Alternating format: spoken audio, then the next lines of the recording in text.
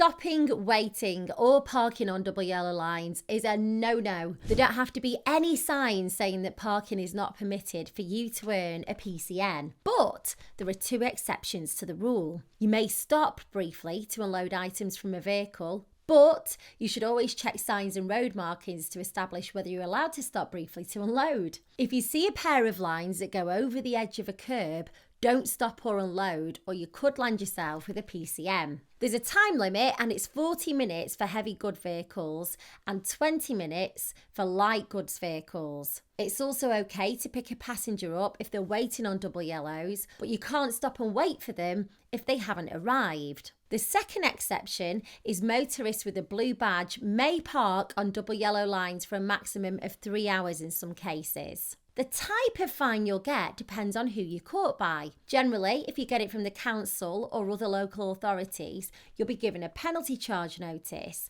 If you're caught by a police officer, they'll issue you a fixed penalty charge notice. The difference is you can appeal a PCN, but you can't appeal an FPM. Whatever you do, you can't ignore either of them. If you ignore a PCN, you'll be issued a charge certificate and then you'll have to pay a higher fine. And if you ignore that, you'll get an order of recovery. And this could also lead to a CCJ, which would affect your credit rating. Ignoring an FPN is a fast-track route to court, so always deal with them as soon as you can. If you have a penalty charge notice, you have two options: pay or appeal. Appealing puts your ticket on hold, so do it as soon as you can. Then you have the chance to pay the discounted rate if it's rejected. You'll need plenty of evidence to back your case up, so make sure you gather as much information as you can. The fine for parking on double yellow lines depends on when you pay it. If you don't appeal and pay within 14 days, you pay the discounted rate of £70. If you don't pay within 28 days, it goes up to £110. Fines can vary depending where you are in the country. If you ignore it, it could cost you a lot of money, especially if you lose in court. If you want to appeal your PCN and you're unsure about whether you think it would stand up, then you could get a professional opinion. If you know someone, great,